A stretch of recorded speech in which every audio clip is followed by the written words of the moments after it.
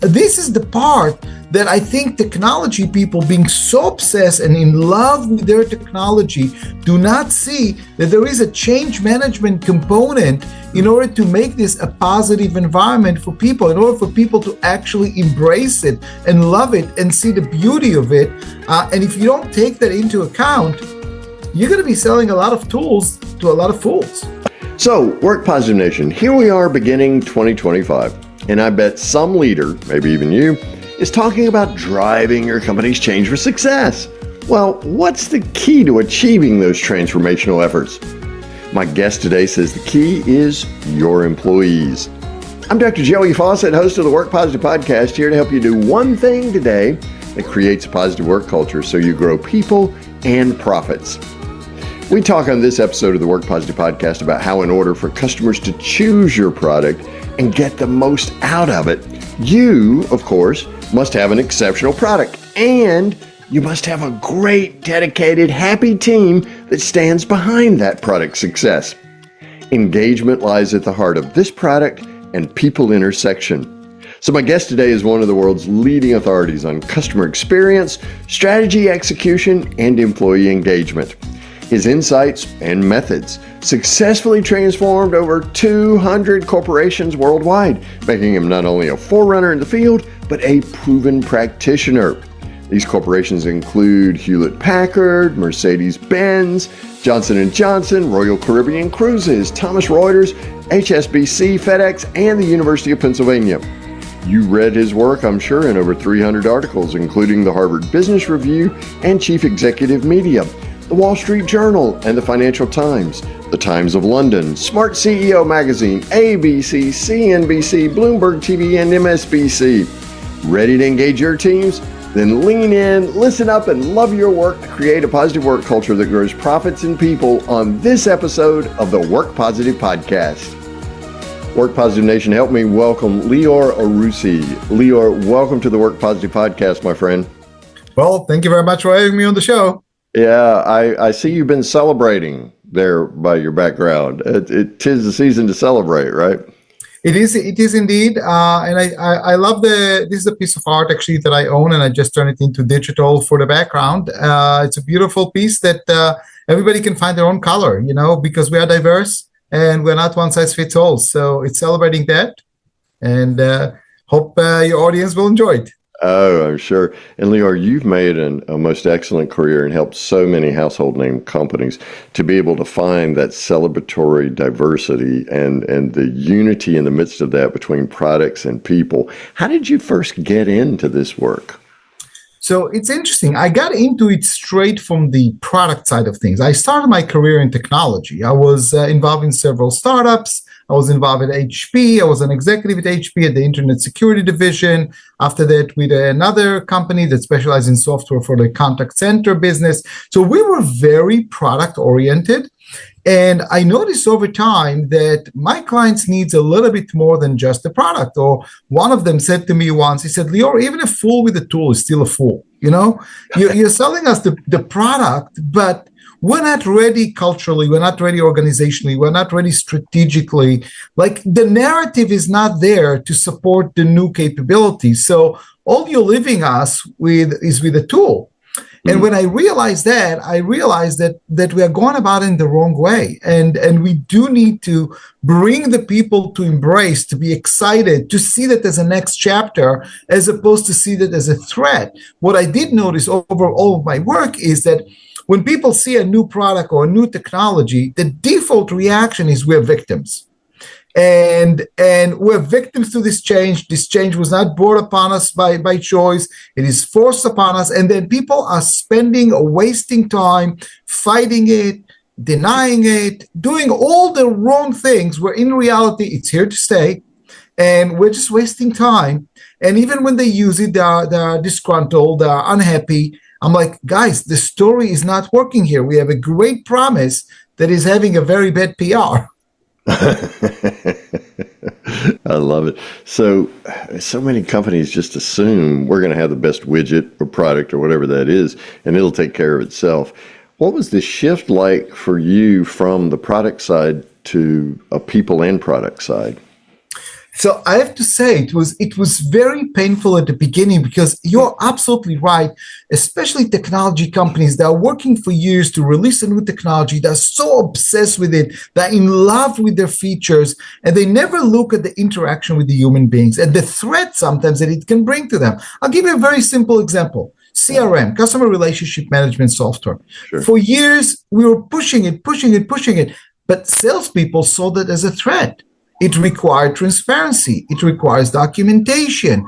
It requires people holding them accountable. It requires showing the sales funnel. All of these actually brought a lot of stress, and a lot of salespeople actually pushed it back. And by the way, in the early years, we saw 50% of these projects failing. It was actually one of my triggering points. I spoke to a company who spent $150 million on CRM, and they said it's a complete loss. Our salespeople are not working with it. They're abandoning it. They're still working with Excel sheets. And this is the part that I think technology people being so obsessed and in love with their technology do not see that there is a change management component in order to make this a positive environment for people, in order for people to actually embrace it and love it and see the beauty of it. And if you don't take that into account, you're going to be selling a lot of tools to a lot of fools. I love that phrase. Having been a fool myself from time to time. And yet it's so much easier, it seems to me, Lior, to fall in love with that product because it's not a human being. It's not messy. I can count on the product to be the same pretty much every time I open it up. Yeah. So how do we create this relationship, a more intimate relationship of openness and acceptance for a new product to the people? So I'll tell you one of my biggest findings when I started my consulting business at Strativity. For years I always assumed, and the whole industry of change management always assumed that people reluctance toward new technologies or new tools is because they're afraid of the future. They're afraid of the unknown. So we like to stay in the comfort zone. I have to say that I disagree with that. I think that the issue is going much deeper. When we human beings hear the word change, what happens to us in our brain is that we equate that with a negative judgment of the past performance. So if I'll come to you and say, Dr. Joey, let's start using Oracle and drop your Excel sheets. In your mind, for 20 years, you ran everything on your Excels. This is who you are. This is what you do.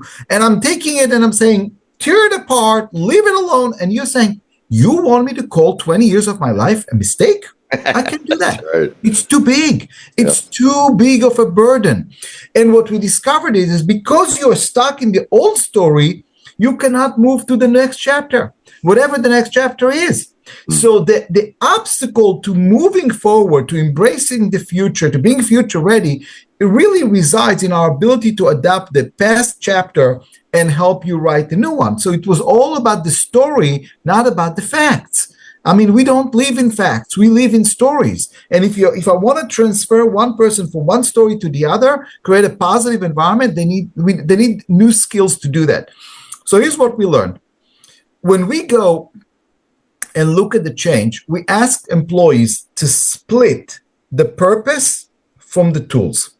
The purpose will continue. The tools will evolve. When I do that, I create a continuity between the past and the future. So there's no departure, and I'm not judging the past negatively. I'm just saying, hey, that past, those Excel sheets, those were the best available at the time, and you did the best job to fulfill the mission. Now, there are new tools. The mission is the same. We want to help people. We want to make an impact. We want to make a difference. It's just new tools. And when you split that and you create continuity between the past and the future, people are feeling more free to actually adapt to tools because the tools are not threatening them anymore. The tools is not their identity. The purpose is their identity. The tools are secondary to it. So the moment you are able to do that, then the story can evolve. Then we can write a new chapter. Then it can become celebratory and people would want to go and do it. I love it. Then I love the separation of the purpose and the tools because it focuses on mission critical for that tool. Okay, and here's another tool that has the same mission critical, and so it builds that familiarity in the brain. How do we help employees align their personal purpose with the corporate purpose and the purpose of that tool in order to engage them fully? It's actually a topic that I dedicated a chapter in my new book in Dare to Author, and I give the following example. So I'm sure you've been in museums. If you paid attention in museums, there are four type of visitors. There are the visitors who are coming unprepared, staring at the pictures, and hoping that the pictures will create an experience for them.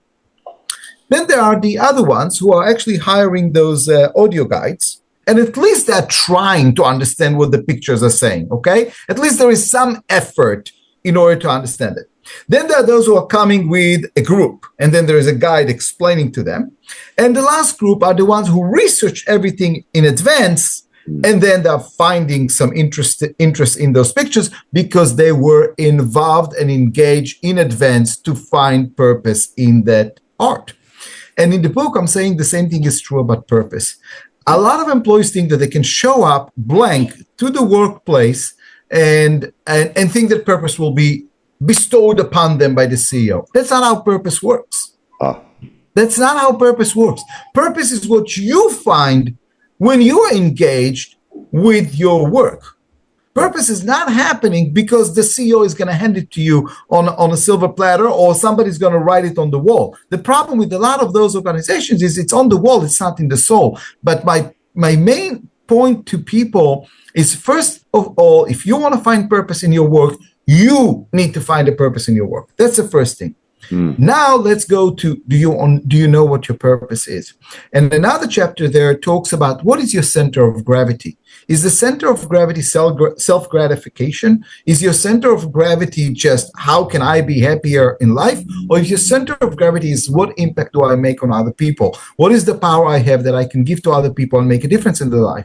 And I think that the moment that employees are starting to think about the purpose in the context of how do they make an impact on other people's lives and see that customers are actually recipients of their great work, that's when they're going to start aligning the purpose to the company's purpose. Because at the end of the day, every company has colleagues and has customers who are in need of your great, exceptional performance. It's up to you to decide that. And in that, if I may, let me kind of talk about work positive.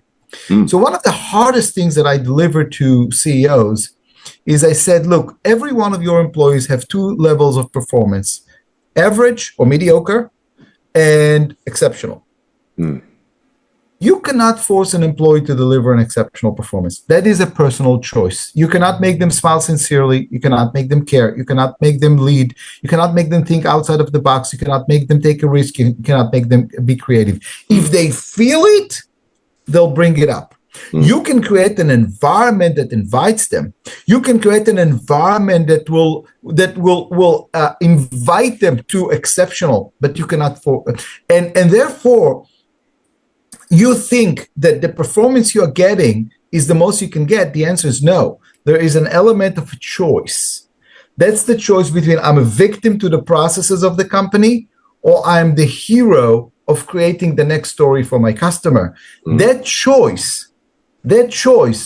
is what the employee is in charge of, not you. And we need to create an environment that invites them. So to your point, how do we connect the purpose? First, we help them understand that the purpose is not self-centric, but it is about the impact that they make on others. The moment that they find this gratifying, then we ask ourselves, how do we invite them to do that? How do we create the environments? What are the obstacles that are holding them back from rising up to the highest level?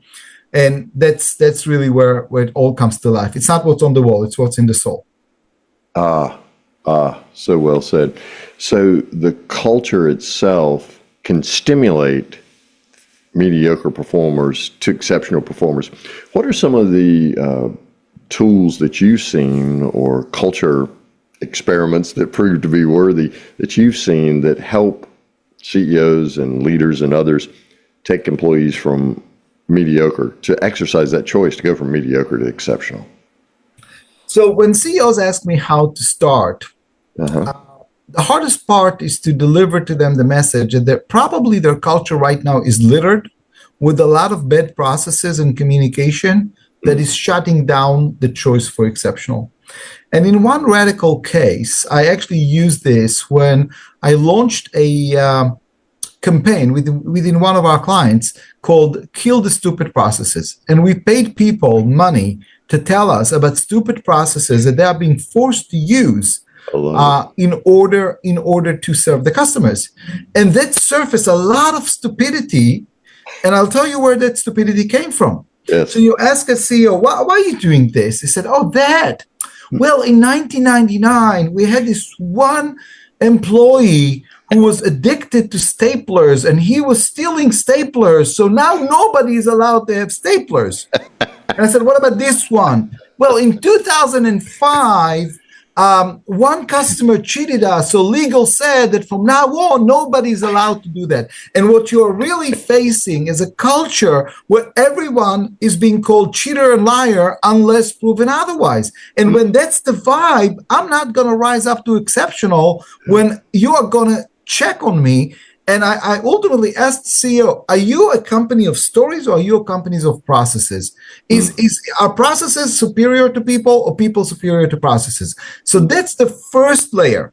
The first layer is let's clear up and clean up some of that stupidity. If you want something very specific, take a look at expense reports. Okay, expense reports today are so annoying because in 1999, there was one employee who charged unnecessary charge. So now everybody need to itemize everything to the point that they're wasting a lot of time. It's the most hated thing for a lot of people. I'm like, guys, first of all, demonstrate that you trust them. Demonstrate that you trust them, and don't tell me trust and verify. That's a BS. I don't believe it. Okay. Trust is trust. Okay? So that's the first thing. The next layer, especially if there is a paralyzed culture because people have been subject to those processes and lack of trust, what I usually do is I'll take a set of employees as trailblazers, and we will create a 90 days proof points of changes. So within 90 days, I can achieve anywhere between 25 to 50 changes. Some of them are small, but they're adding up. And we are basically saying to the rest of the organization is, changes started. Now, are you coming on board or not? And then the next level, this is the tricky part. There's a big debate about if you want authentic performance, do you compensate for it or not? My point of view is you can pay people to smile sincerely, but please don't take it for granted. So find a way. If you ask people to get outside of their comfort zone, assume some risk, fear of embarrassment, and so on and so forth, which is the new performance, then find ways to inspire them. And I can tell you with one client, it was really a large stretch. We asked people to do serious stuff that they were not confident with. And to surprise them and delight them, we actually got NBA stars to call them and say congratulations. So that you see this the reaction on your face. That's exactly what we were looking for. It's like, exactly. Who just called you? I'm like, we are going to do things. You're going to go above and beyond. We're going to find a way to go above and beyond for you and give you that experience. So again, we're trying to create a new story and build credibility around that new story so people will believe in it. So part of it is cleaning up the old stuff. Part of it is trailblazers and new heroes as opposed to victims. And part of it is turning points where people were rewarded in a way that was like, oh, wow. Yeah, so you're really rewriting the company's story because what's happened is the worst case scenarios have written the plot line in this story. And so character development is among the outliers who have abused the system rather than playing to the strengths of the system. And who are our trailblazers? Who are our star performers? And how do we build a new story around them, Lior? Absolutely. Because everything we do is a story. It has a threat. It has a villain. It has a danger, it has a moment of reckoning, and it has a choice. Are we going to be the victims of that story? Are we going to be the heroes of that story? And then if we are the heroes, then we have to rise up to the superpower, which is the exceptional performance. We have to let go some old convictions and paradigms. We need to build some new ones. And then we need to chart a new path based on the new capabilities. Absolutely. Lior Arusi is my guest on this episode of the Work Positive Podcast. In the show notes, you'll find his website, liorarusi.com. We'll talk more in a few minutes about what you find there. Also, his LinkedIn profile is there. Very approachable, as you would expect, as you can tell from the podcast. Go connect with him there and send him a message, pick his brain. And also there's a link to Amazon for Dare to Author for his new book, and we'll talk more about that in just a few minutes. So this whole notion of creating a new company story engages all the characters in the company, right? Leadership is important. In other words, the authorship is important. But how do you help persons who still think hierarchical, right, to sense their empowerment in creating the kind of change that you want to create a positive work culture? So the main question is, how do you define outcome? Okay, we all know there's a distinct difference between a manager and a leader. And the fact is that managers use their formal powers, which is the hierarchical, I'm the boss, I told you what to do. And at best, they will meet their KPIs, but I doubt that they will exceed them because people will not follow them beyond that. The leader on the other side commands respect. He's not your friend, but he commands respect. He's not using formal power. He's using informal power, which is inspiration, storytelling, role modeling, all these type of things. Those are the ones who are going to get exceptional performance and so on and so forth. So we need to change the narrative across the complete chain. And I always look at it as a relay competition. Okay? Runner number one are executive team and the leaders. They are the storytellers. They need to put together the vision and they need to get that. Then they hand the baton to runner number two. Runner number two are the vice presidents. They are the head of business units. Their job is to clear up and clean up processes and programs so they will actually empower people. They are handing the baton to runner number three. Runner number three are first-line managers. Their job is to coach the employees and find out what is their plan. How can we get them to the type of performance? Are they lacking the passion? Are they lacking the performance standards? Are they lacking the practice? How can I get you there? So ultimately, I can activate thousands and thousands of employees in order to get to the desired exceptional performance. So there is a science to this concept, and everybody needs to do their part. But here's the most important thing. Everybody needs to know that just like in a relay competition, runner number one cannot run all the way to the finish line because it's disqualified. The U.S. men relay competition was disqualified in the Paris Olympic Games, not because they didn't run fast. They did, but they didn't follow the rules. There is a handing of the baton, and everybody needs to do their part. So when employees see that their managers are ready to coach them and that processes were already removed and their leadership is talking in a certain way with a certain storytelling, then the process makes sense. Then they get the permission to perform. If you're going to go and take somebody out of an existing culture and say, hey, be a trailblazer, they're like, no, I'm scared. I have to tell you, one of the most common comments that I receive from executives after we start the transformation, they'll say like, I did not know my employees can perform that way. Oh, wow. And I'm like, and you were the obstacle. Yeah, you're the problem. You were the obstacle because they can. They're not stupid. Most of them wants to do a good job. Most of them wants to feel good about what they do.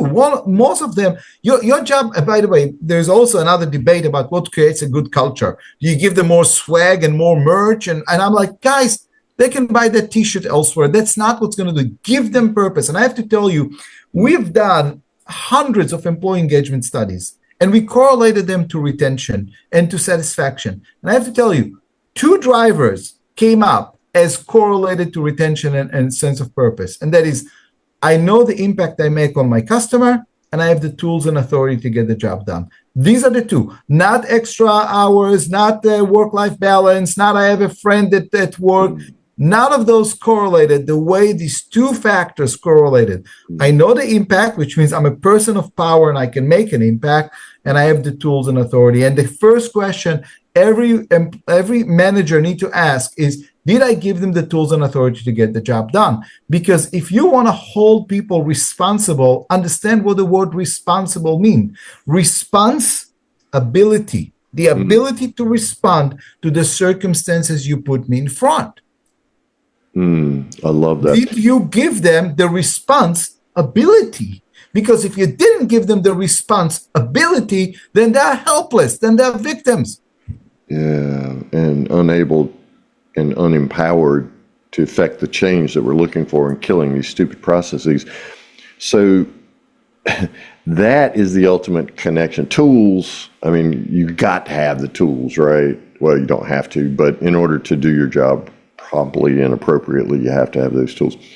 But I love that connection for the employee between themselves and what impact am I having on the customer here? Because we're all looking in a story to be that hero, which means there's got to be a cause greater than myself to which I give myself.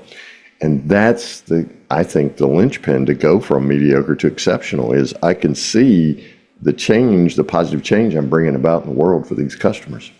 Let me give you a story. Okay, one of the stories that I share on stage as a result of our workshops. So we do a lot of work in the automotive world, okay, which has a lot of dealerships and so on and so forth. Customer shows up in New Jersey, one of the snowiest day. The streets are covered. All the loaner cars are gone. She has a flat tire. The time is 2:00. She has a flat tire. She comes with the car. The service advisor and the technician are trying to find a replacement tire. They can't find any. They're calling their competing dealers. Nobody has them. They're calling the discount tire stores, which they will never call. Nobody has the tire.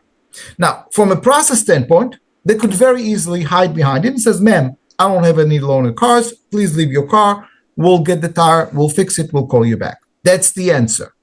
But they actually aspire to the higher cause, and they look at her and they see that she's very distressed. And the technician asked her, "Ma'am, why are you so distressed?" And she said, "At 4:00, my son is playing soccer and I have to be there. I promised my son to be there." So now it becomes personal because he's a father also, and he knows how his children are going to react if he's going to miss that recital, right? Yep. But he still doesn't have the tire.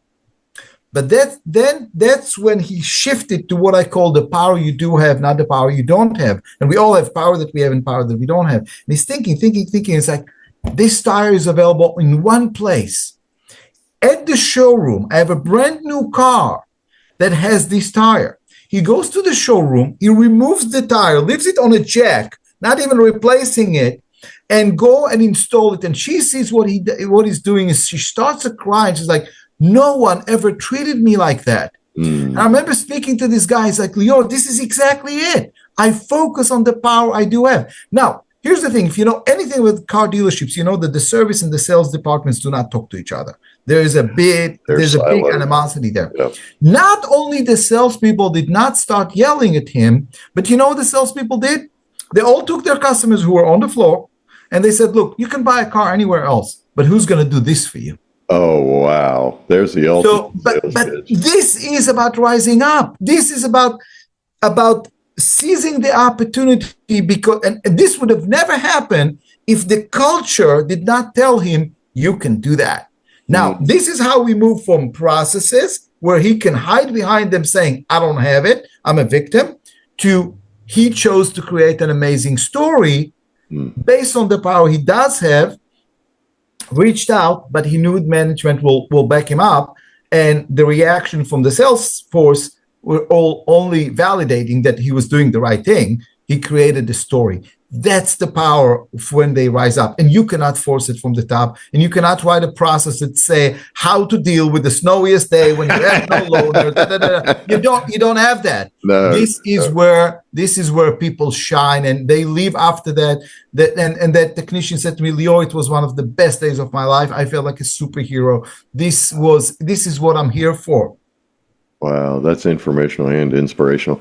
The key for me is that guy did not have to go up through 6 chains of permission in order to go get that tire. He just went and got that tire. Absolutely. And any one of your readers, if they happen to be a Formula One or NASCAR fans, I want to remind them one thing. Don't watch the race, watch the pit stop.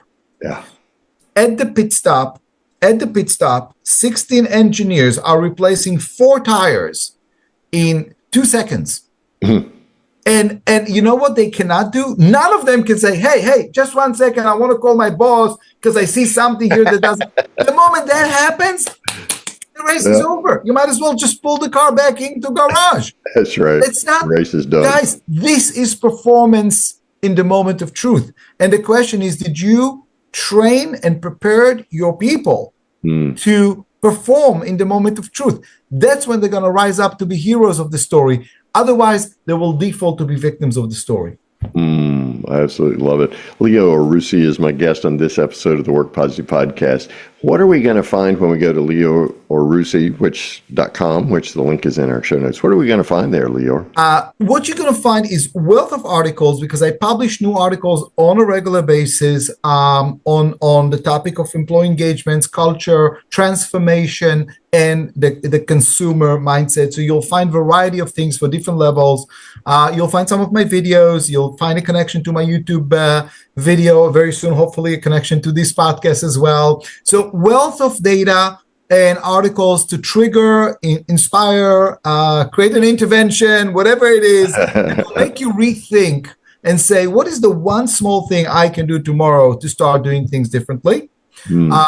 So that's what you'll find on leoarussi.com. And of course, my contact information, if you want to contact and have a conversation, we'll be happy to do that. Wonderful. So we'll see those articles when we connect with you on LinkedIn pushed out there as well. I'm Absolutely. Sure. Absolutely. Yeah. Yes. So tell us about your book, Dare to Author. What prompted you to write a book? Because that's quite an undertaking. So yes, book, as Winston Churchill says, it starts as a lover, ends like a tyrant. You know, it's a process. It's a process. You hate it by the time it's through, right? Yeah. This one, I have to tell you, has a very unique story. This is not a book I knew I wanted to write. Huh. I was preparing a presentation on innovation prioritization for an insurance company in the US that I've been working with for quite some time. And 30 days before the presentation, I went on a Zoom call with the CEO and the VPs to review the content. The CEO knows me. We've been working for 5 years. We had a good relationship. And he goes on the call and he said, Lior, I changed my mind. I don't want you to talk about innovation. And I said, what do you mean you changed your mind? I mean, I have 30 days all the slides are ready. What are you talking about? And he's like, Lior, you're going to talk about your new book. I'm like, I don't have a new book. He's like, you do. You just don't know it. I'm like, Ben, don't mess with me. We had 30 days from the presentation. And he said, Lior, you are not going to do that. And half jokingly, I said, Ben, I'm going to bring Winnie the Pooh and I'm going to just read it for 90 minutes to you and the board. And he said, if you're going to read me Winnie the Pooh, I'm sure I'm going to learn something new. And he hung up. And I look at the VPs, I'm like, what just happened? And they're like, we don't know. We don't know what just happened. Wow. So I had an article that I published at Chief Executive Magazine 2 weeks earlier called Who Author Your Story? And I sent it to him and I said, this is a nucleus of an idea. What do you think? And he said, that's exactly what I want you to talk about. So that's where the real origin of the book.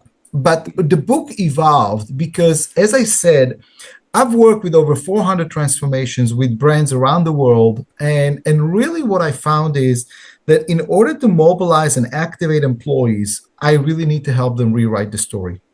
And many of them do not understand that the strength and the tools and the resilience to be future ready resides in their past stories.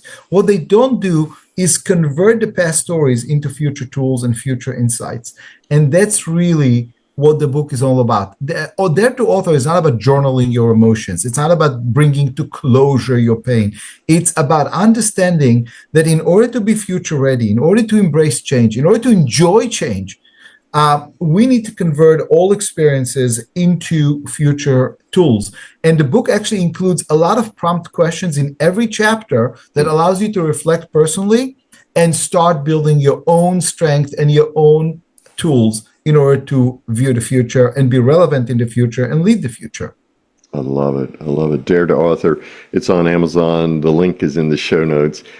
Lior Arussi, Work Positive Nation always wants to know from my guest about one thing. So Lior Arussi, what's one thing Work Positive Nation can do today, starting today, to create the kind of positive work culture we're talking about? So I'm going to talk about an addiction that many of us do not pay attention to, and I want us to start paying attention to. We have an addiction to cynicism. We love to use cynical jokes to dismiss things. But here's what I want you to understand. Just like drugs, they may provide you with a quick relief of a joke, but it has long-term consequences. Because I really want you to understand that when you use cynicism as a form of conversation in meetings or anything else, what you really tell people is, why bother? Why bother? Nothing will ever change. And if that's the vibe you want to diffuse out there to your team, don't be surprised that they're not being positive. Those jokes are not funny. They're making fun of people who are trying to get better. They're making fun of organizations who are trying to improve. Get rid of your cynical addiction. That's what you start. I know I'm going after something that probably nobody ever thought about. Guys, those jokes are not funny. They are actually destructive to performance. They're destructive to your team. Nobody wants to work with a cynical guy. You think you're funny? No. You're just a negative, toxic voice in a place and people who wants to do better. And that's not the story we want to write. No, nobody wants to be part of that story. Yeah, who wakes up in the morning saying, gee, I hope I'm cynical today. Yeah, but when we use it sometimes to release frustration, but in the same time, we are creating a footprint in the culture of why bother. Yeah, wow. I absolutely love that. Thank you so much, Lior Arussy. My pleasure. For being my guest on the Work Positive podcast today. Connect with Lior. Turbocharge your company, release the superpower latent in all of the performance in your company, and you'll be glad you did. LiorArussy.com is the web address where you can go. It's in the show notes. Get the book, Dare to Author, and create a positive work culture today, Work Positive Nation. Lior, thank you so much. I'm better for this conversation today, my friend. Well, thank you very much for having me on your show, and it was a delightful dialogue. Thank you for listening to this episode of the Work Positive Podcast. Please share this podcast with your friends who are HR and small business leaders so they can do one thing today to create a positive work culture that increases productivity and profits. I'd like to give you a free Work Positive course just for listening. It's called Something to Talk About, and it's transformed the work conversations of so many people all over the world. Get your free copy when you go to workpositive.today/something to talk about, and you can start transforming your conversations today. Remember, it pays to work positive.